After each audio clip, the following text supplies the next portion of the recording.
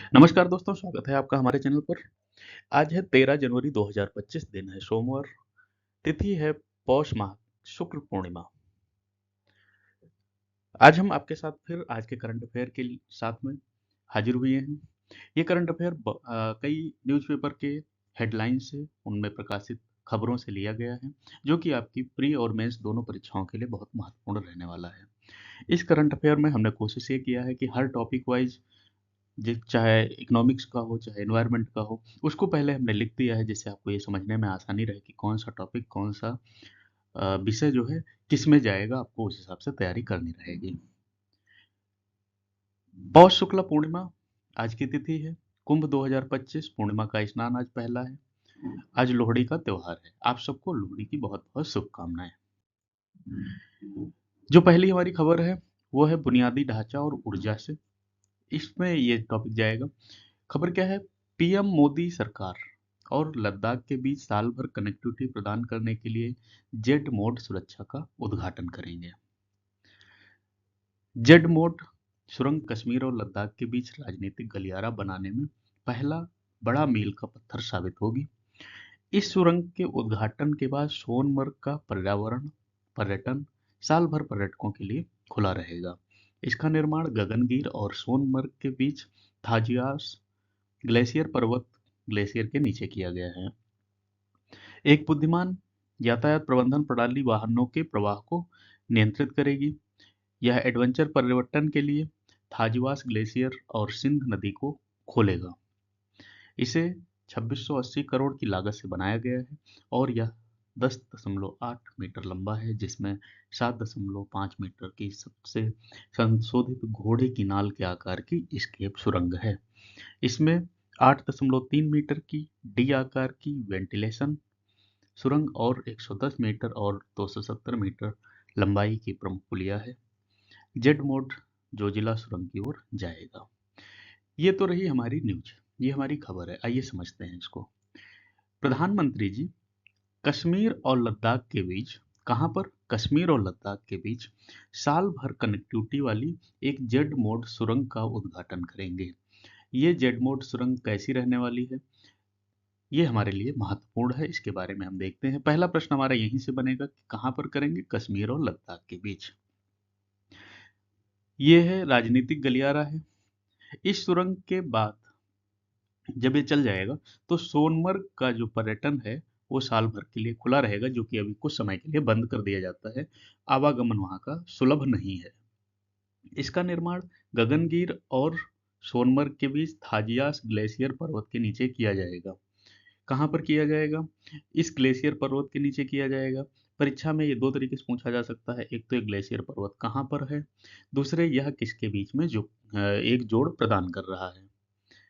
और हमारे लिए इसमें महत्वपूर्ण रहने वाला है, थाजियास ग्लेशियर और सिंध नदी को खोलेगा। यानी ये भी मार्ग सुलभ हो जाएगा जब ये जेड मोड सुरंग बन जाएगी। इसकी लागत कितनी है? 2680 करोड़ की है। इसकी लंबाई है 10.8 मीटर, जिसमें 7.5 मीटर संशोधित घोड़े के नाल की आकार की एस्केप सुरंग है। ये आपसे पूछा जा सकता है किस आकार की है। ऑप्शन दिया जा सकता है शंक्वाकार, वलयाकार। तो इसमें हमें घोड़े के नाल की आकार की लगानी रहेगी। इसमें 7.3 मीटर डी आकार की वेंटिलेशन सुरंग है और इसमें दो पुलिया भी बनी हुई हैं जो कनेक्टिविटी को सुलभ करती हैं। जेड मोड सुरंग जो है कहाँ जाएगा? जोजिला की तरफ। दो चीजें यही महत्वपूर्ण हो गई, जोजिला और थाजिवास ग्लेशियर पर्वत। पहली चीज है ये कहाँ है, ये पूछा जा सकता है। तो ये हमारे लिए बहुत महत्वपूर्ण है, करंट अफेयर है। ये खबर आपके प्रीलिम्स और मेंस दोनों में पूछी जा सकती है, क्योंकि कश्मीर से संबंधित खबर है ये। अगला है सम्मेलन से संबंधित। विकसित भारत यंग लीडर्स डायलॉग 2025 नई दिल्ली में शुरू हुआ। आइए समझते हैं यह है क्या। विकसित लीडर्स यानी भारत यंग लीडर्स डायलॉग 2025 नई दिल्ली के भारत मंडपम में शुरू हुआ। इसका आयोजन केंद्रीय मंत्री डॉक्टर मनसुख मंडाविया के नेतृत्व में किया गया। यह 3 दिवसीय कार्यक्रम युवा नेताओं को नवीन समाधान प्रदर्शित करने और नीति निर्माताओं, राष्ट्रीय प्रतीक चिन्हों और वैश्विक प्रभावशाली लोगों के साथ जुड़ने के लिए एक मंच प्रदान करेगा। इस आयोजन के लिए 3000 प्रतिभागियों का चयन किया गया है, जिसमें विकसित भारत ट्रैक के 1500 प्रतिभागी शामिल हैं। आनंद महिंद्रा और ज्योति रोड्स जैसे प्रमुख हस्तियां पूर्ण सत्र में भाग लेंगी। प्रधानमंत्री नरेंद्र मोदी इस कार्यक्रम के शीर्ष निबंधों वाली एक कॉफी टेबल बुक लॉन्च करेंगे। एक युवा एंथम का भी अनावरण करेंगे। ये हमारी खबर है। हमारे लिए कैसे महत्वपूर्ण रहने वाली है? पहली चीज है कि भारत यंग लीडर्स डायलॉग 2025 कहाँ शुरू हुआ? नई दिल्ली में। नई दिल्ली में कहाँ पर? भारत मंडपम में। किसने किया? आयोजन किया डॉक्टर मनसुख मंडाविया, केंद्रीय मंत्री हैं हमारे, इन्होंने किया है। कितने दिन का है? 3 दिवसीय कार्यक्रम है। इसमें क्या होगा? राष्ट्रीय प्रतीक चिन्ह, वैभवशाली, मतलब एक युवाओं के जुड़ने के लिए बहुत अच्छा मंच है, जिसको डॉक्टर मनसुख मंडाविया के नेतृत्व में शुरू किया गया है। 3000 प्रतिभागी इसमें भाग लेंगे। भारत ट्रैक के 1500 प्रतिभागी इसमें शामिल होंगे। आनंद महिंद्रा जैसे लोग भी इसमें आएंगे। मोदी जी इस कार्यक्रम में कॉफी टेबल बुक लॉन्च करेंगे और एक युवा एंथम का भी अनावरण करने वाले हैं। ये भी पूछा जा सकता है युवा एंथम का अनावरण कहाँ किया गया? वो किया गया भारत यंग लीडर्स डायलॉग में। ये कहाँ पर हुआ? भारत मंडपम में। इसलिए सम्मेलनों से संबंधित यह खबर हमारे लिए महत्वपूर्ण रहने वाली है।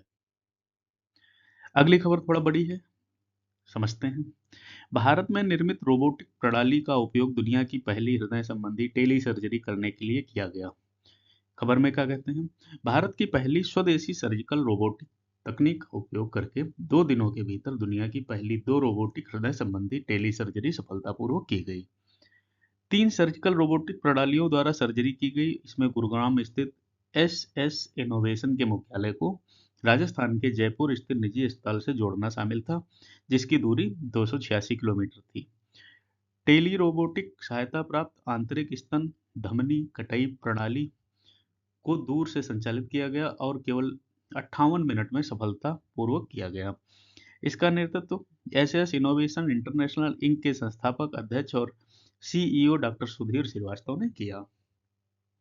यह सर्जरी गुड़गांव स्थित एसएसआई मुख्यालय से की गई। जयपुर के दूरस्थ स्थान और मणिपाल हॉस्पिटल जयपुर के कार्डियक सर्जरी के प्रमुख डॉक्टर ललित मलिक और उनकी विशेषज्ञ टीम द्वारा इसका समर्थन किया गया। सर्जरी ने असाधारण सटीकता का प्रदर्शन किया और विलंबता विश्वसनीय रूप से कम थी, केवल 35-40 मिली सेकंड, 1 सेकंड का 20वां हिस्सा। इस अभूतपूर्व प्रक्रिया के बाद दुनिया की पहली robotic beating heart totally endoscopic coronary artery bypass TECA प्रक्रिया की गई।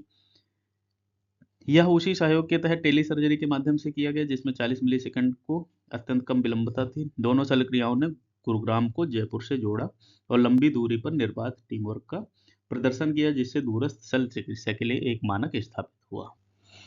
राजस्थान वालों, आपके लिए तो खबर बहुत महत्वपूर्ण होने वाली है। रीट है या राजस्थान के और जो एग्जाम है, ये हमारी वैसे भी जैव प्रौद्योगिकी से संबंधित खबर है, तो हम सबके लिए महत्वपूर्ण होने वाली है। आइए समझते हैं इसमें है क्या। भारत में निर्मित रोबोटिक प्रणाली का उपयोग दुनिया की पहली हृदय संबंधी टेली सर्जरी में किया गया।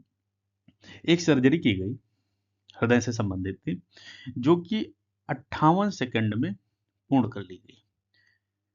इसमें काम क्या था? रक्त स्तन धमनी कटाई प्रक्रिया को दूर किया गया। कहां पर किया गया? गुड़गांव स्थित एस इनोवेशन के मुख्यालय में। दूसरा जो इसका अस्पताल था, जयपुर में निजी अस्पताल से जोड़ना शामिल था। यह 286 किलोमीटर की दूरी पर था। नेतृत्व किसने किया? डॉक्टर सुधीर श्रीवास्तव ने नेतृत्व किया। तो ये हमारे लिए बहुत महत्वपूर्ण खबर रहने वाली है।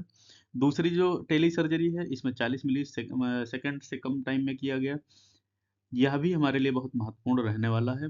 यानी हम अब रोबोटिक प्रणाली के माध्यम से दूरस्थ शल्य चिकित्सा के लिए सफल हुए हैं। एक ट्रायल था, डॉक्टरों का ट्रायल भी था, और चूंकि उनको अपनी काबिलियत पर विश्वास भी था, तो यानी अस्पताल कहीं और है, पेशेंट कहीं और है, वहाँ से ऑपरेट किया गया है, लैब से ऑपरेट किया गया है और इसमें बहुत अच्छी सफलता हमें मिली है। तो ये हमारे लिए महत्वपूर्ण मुद्दा रहने वाला है। अगली जो हमारी खबर है वो सरकारी योजना से है। नीति आयोग के महिला उद्यमिता मंच ने एम्पावर ब्रिज सपनों की उड़ान लॉन्च की। पहले खबर समझते हैं क्या है। महिला खुदरा व्यापार मालिकों को सशक्त बनाने के लिए अवार्ड टू रिवार्ड कार्यक्रम के तहत भारत की सबसे बड़ी सुविधा खुदरा श्रृंखला न्यू शॉप के सहयोग से इसे लॉन्च किया गया। इस पहल का उद्देश्य संगठित खुदरा क्षेत्र में सफल होने के लिए आवश्यक कौशल और संसाधनों से लैस करके महिला उद्यमियों को सशक्त बनाना है। इच्छुक महिला उद्यमियों को अनुभव हासिल करने और खुदरा प्रबंधन, डिजिटल स्पेस, वित्तीय साक्षरता और व्यवसाय शिक्षण में व्यापक प्रशिक्षण प्राप्त करने की एम्पावर ब्रिज द्वारा मदद की जाएगी। न्यू शॉप के साथ इस सहयोग के माध्यम से डब्ल्यूईपी का लक्ष्य एक मजबूत खुदरा पारिस्थितिक तंत्र का निर्माण करना जो महिला उद्यमियों को सशक्त बनाता है। इस पहल के तक 18 से 35 वर्ष की आयु के 50 प्रतिभागियों को विशिष्ट मानदंडों के आधार पर एक ऑनलाइन आवेदन प्रक्रिया के माध्यम से चुना जाएगा। इसमें 20 प्रतिभागियों को न्यू शॉप फ्रेंचाइज शुल्क पर 100% छूट मिलेगी, जिससे उन्हें रियायतों के साथ अपना खुदरा व्यवसाय करने का स्वामित्व अधिकार मिलेगा। यह कार्यक्रम दिल्ली, राष्ट्रीय राजधानी क्षेत्र, पंजाब, उत्तर प्रदेश, मध्य प्रदेश, गुजरात की महिलाओं के लिए शुरू किया गया है। नीति आयोग में 2018 में एक एग्रीगेटर प्लेटफॉर्म के रूप में शुरू किया गया। डब्ल्यूईपी 2022 में सार्वजनिक निजी भागीदारी में परिवर्तित हो गया। डब्ल्यूईपी के तहत अवार्ड टू रिवार्ड पहल 2023 में हितधारकों को प्रभावशाली कार्यक्रम विकसित करने के लिए प्लग एंड प्ले फ्रेमवर्क प्रदान करती है। ये तो हमारी खबर है, ये इसको हम समझते हैं। दोस्तों, यदि आप चैनल पर नए हैं तो सब्सक्राइब कर लीजिएगा। आप कमेंट वगैरह करते रहिए, वीडियो पूरा देखिए। कमेंट करने से ये रहता है कि थोड़ा हमें भी मोटिवेशन मिलता है। आपके लिए हम और अच्छी खबरें जो रहती हैं वो लाते हैं। अभी तो हम आपका ये दैनिक करंट अफेयर करा रहे हैं, इसके बाद हम मासिक करंट अफेयर भी एक साथ में दे देंगे, जिसमें हम पूरी खबरें एक साथ में लेने की कोशिश करेंगे। भले वो वीडियो थोड़ा बड़ा हो जाए, लेकिन आपको पूरी खबर पहुंचाई जाएगी। नीति आयोग ने क्या किया है? महिला उद्यमिता मंच ने एम्पावर ब्रिज के सपनों को उड़ान दी। अब करना क्या है? ये प्रोग्राम है महिलाओं के लिए। महिला अगर व्यापार करना चाहती हैं तो नीति आयोग ने उनके लिए एक योजना बनाई है, जिसकी जो उम्र रहेगी 18 से 35 वर्ष के बीच की महिलाएं इसमें आवेदन कर सकती हैं। शुरुआत की जो 20 प्रतिभागी रहेंगी उनको 100% छूट मिलेगी फ्रेंचाइजी शुल्क पर। वो अपना खुदरा व्यापार जो है स्वामित्व चलाने का अधिकार पा सकती हैं।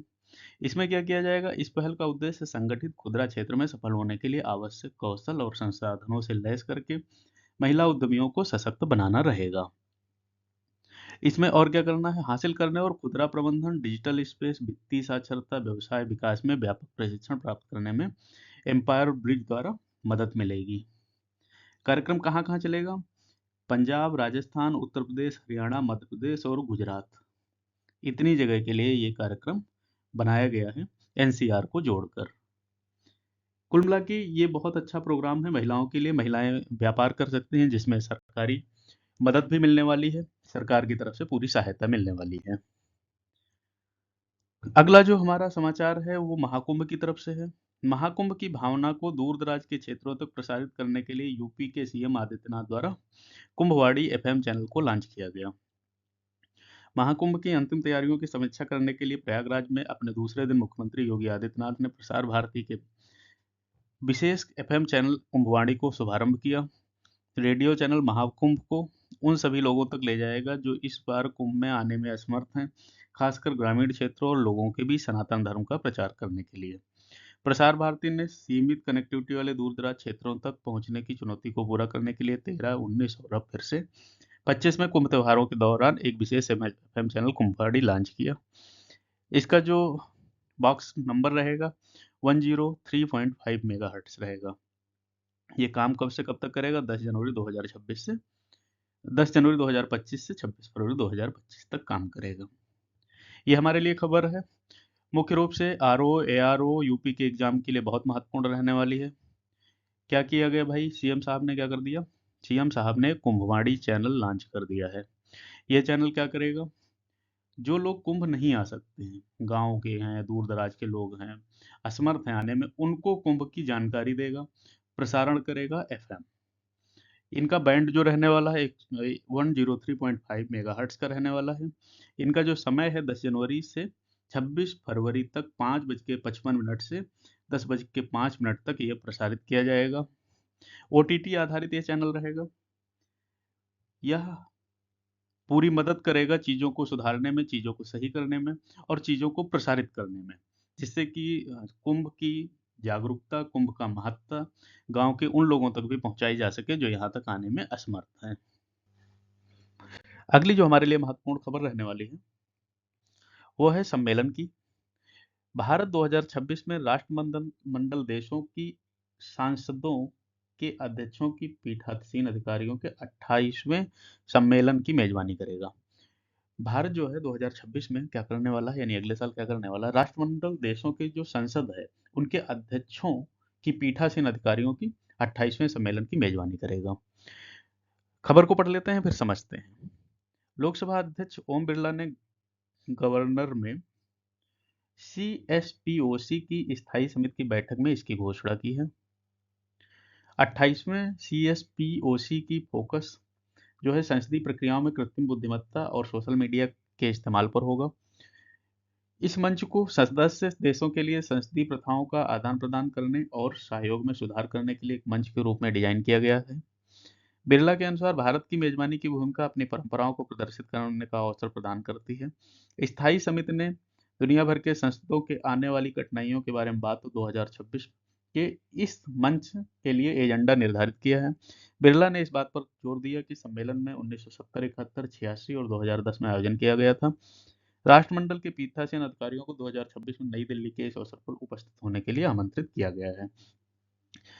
खबर हमारे लिए महत्वपूर्ण इस साल भी रहेगी, अगले साल भी रहेगी। अगले साल जब ये मंच साझा हो जाएगा, यानी कार्यक्रम सम्मेलन जब हो जाएगा, उसके बाद की खबर इंपॉर्टेंट रहेगी। अभी चूंकि न्यूज आई है, किसने न्यूज दिया है? लोकसभा अध्यक्ष ओम बिरला जी ने। ओम बिरला जी क्या करेंगे? राष्ट्रमंडल देशों के संसद जो है उनके अध्यक्षों और पीठासीन अधिकारियों की एक मेजबानी करने जा रहे हैं। 28वें नंबर का सम्मेलन होगा। अब से पहले भारत में 1970, 71, 1986 और 2010 में इसका आयोजन किया गया था।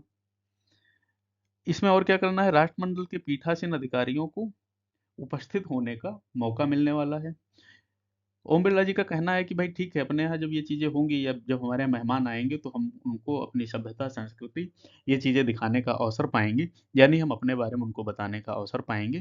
तो ये हमारे लिए गौरव की बात है। 2010 के बाद 2026 में आयोजित होने वाला है, एक लंबे समय के बाद। तो इसलिए हमारे लिए ये खबर महत्वपूर्ण हो जाती है।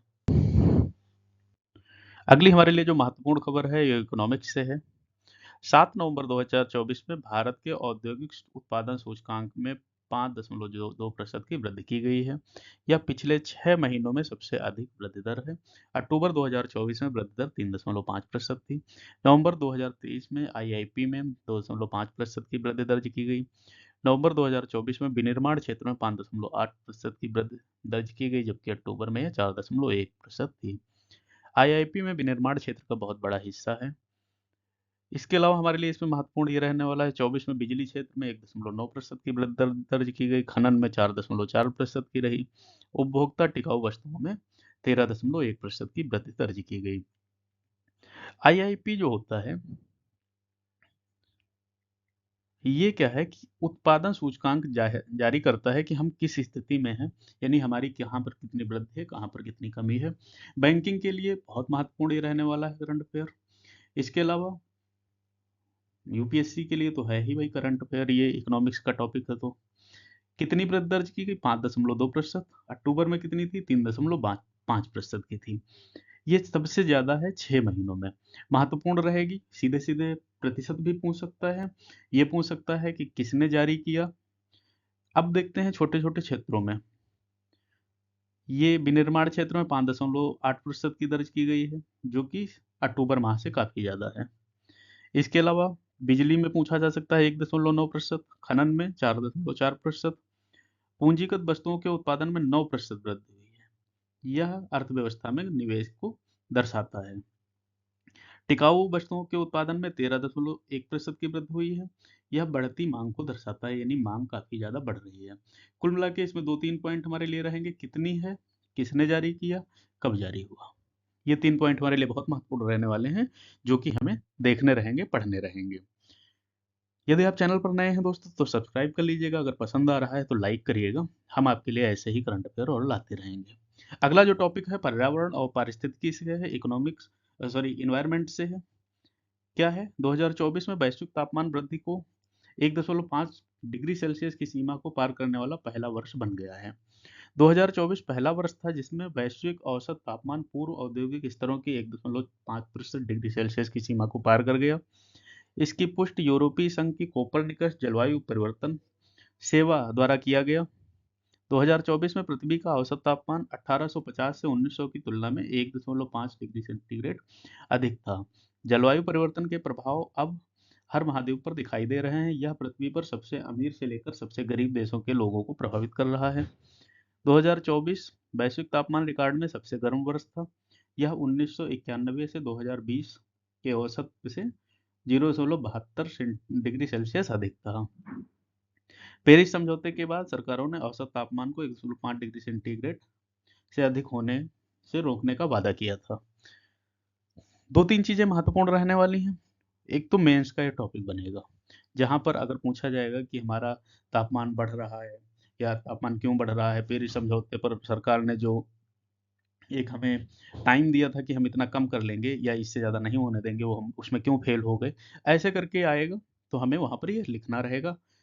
प्री के लिए महत्वपूर्ण ये रहने वाला है, वनडे के लिए महत्वपूर्ण है कितना बढ़ा है, किसने जारी किया था, यूरोपीय संघ की कोपरनिकस जलवायु परिवर्तन सेवा द्वारा जारी किया गया। 2024 में जो है पृथ्वी का औसत तापमान किस साल की तुलना में अधिक था, 1850 से 1900 की तुलना में।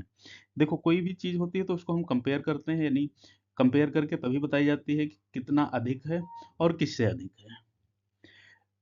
अब कार्बन डाइऑक्साइड पर इससे ज़्यादा आ सकता है एक पॉइंट। सांद्रता जो है 422 भाग प्रति मिलियन की नए उच्च स्तर पर पहुंच गई थी। 2024 वैश्विक तापमान रिकॉर्ड में सबसे गर्म वर्ष रहा है। ये भी पूछ सकता है कि कौन सा सबसे गर्म वर्ष रहा है, तो 2024 है। इसलिए ये हमारे लिए महत्वपूर्ण खबर रहने वाली है।